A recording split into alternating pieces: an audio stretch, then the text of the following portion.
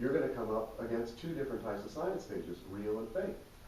And the real ones are telling you that it will dissolve mineral deposits and it'll make you, feel fresh, and it gives you oxygen, and it's great for you. The fake ones scare you away from it. But you don't know whether or not to do it. It could be either one that's true. And so it turns out that the entire body of knowledge of all the case histories of urine therapy prove that, yes, distilled water does leach minerals from the body. But what is left out of these fake science pages is the very important distinction that there's two types of minerals.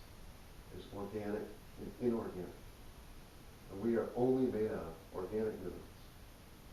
And distilled water only leaches inorganic minerals from the body. And that's why they are keeping us away from it, because it's worth not only trillions of dollars worth of money, but more importantly to the people that are doing this, it's worth power to keep us all, again, away from knowing how to treat this body and keep it functioning. They get us clogged up with dirt, and we can't hardly think straight. We can't live past 60 or 70.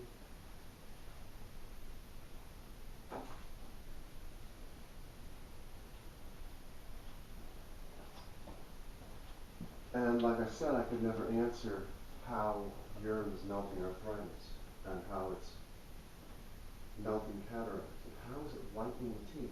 Not one of these urine books will say how it's doing it. They'll just tell you over and over and over again with so many case studies that they're either all lying from all over the planet or it's true.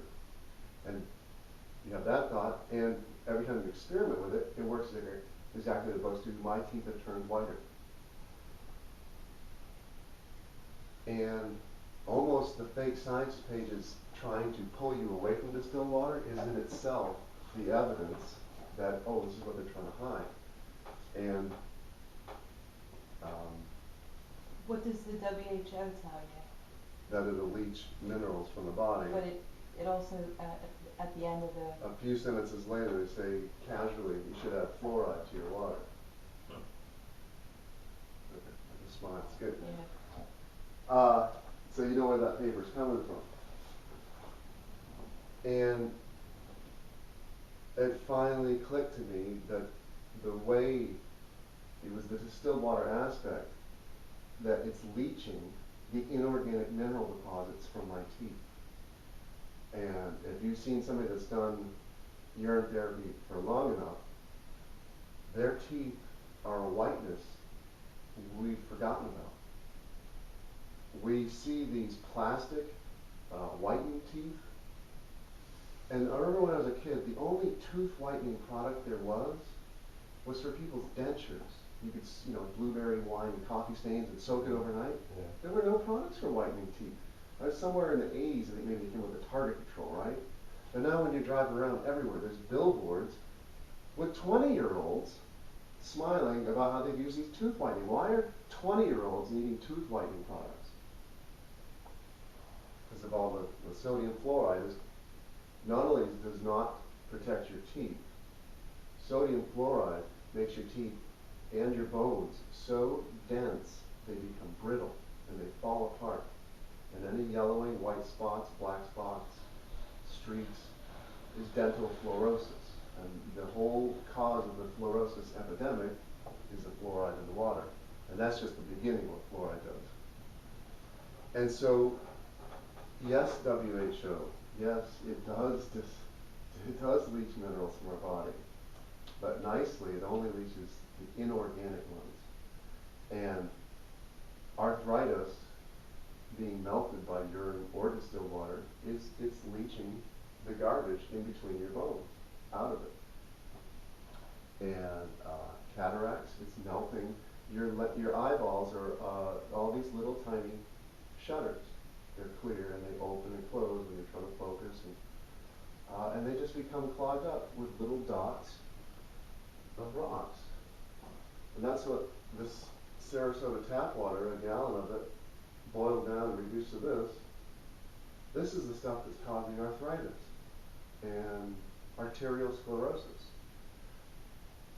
Your body will only let your bloodstream, that's the last bastion of safety, it will only let it get so toxic.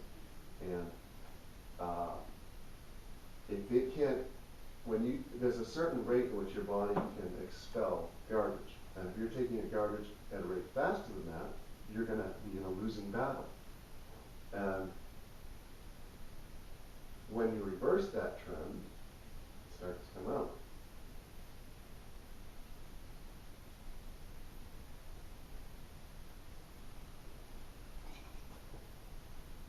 So that's. You can see how cloudy it is. But that's reduced, from a gallon. Yeah. It's half of it. Wow. So, you're drinking whatever inorganic minerals.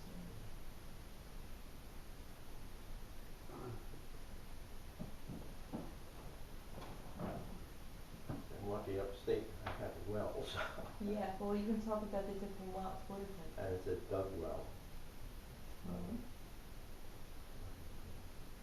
As soon as we learned about city water, and by the way, anytime you have any questions, feel free to interrupt me and ask, because it actually helps me to realize what I'm forgetting, what I'm not saying.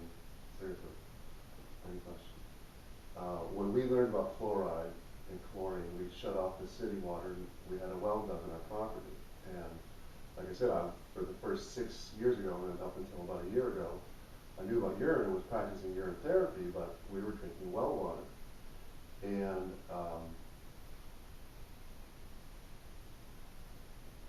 it's actually almost the reverse, that mountain spring water is one of the worst waters, and spring water is next worst, and well water is not as bad.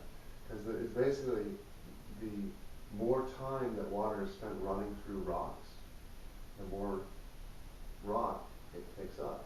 It dissolves rocks and it comes into it. And the only water that will remove things from you, if you take a gallon or 2 gallons of your well water, boil it down on the stove and stop it when there's a 1/4 inch left, and then take a look at it. It'll be white. And if you let it settle, it's like an 1/8 inch of settlement will occur. And that's what's causing us to get clogged up.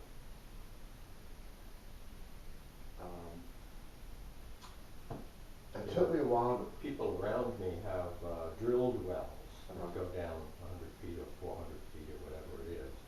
They have more trouble with their water than I have with the dug well, which is 13 feet deep. Oh, cool. That's, you know, when the power goes out for a week at a time, we can dip a bucket into it and pull it up. That's nice. You don't hear of the shallow wells too much anymore. No. That might not be too bad, but still, it's. Oh yeah, there's minerals in it. I know Yeah. there's minerals in it. Yeah. But they're inorganic minerals, and they're causing your body. It's stuff your body's going to have to work at injecting. The body only builds life from life. The body does not use dead matter to create life. You know, a nice symbiotic relationship with plants, the carbon dioxide oxygen exchange. There's another one that most people don't know about. Plants only live off of dead matter. Plants live off the stuff that's in your well water. Plants live off inorganic matter, and up through their roots, up through the stalk, out through the branches, transmutation, osmosis, whatever it is, they turn inorganic calcium, which is in here, into organic calcium in the orange. And that's what we're supposed to take in. And we only take in, or we're always supposed to take in organic matter, and we exit inorganic matter. Plants take in only inorganic matter, and they exit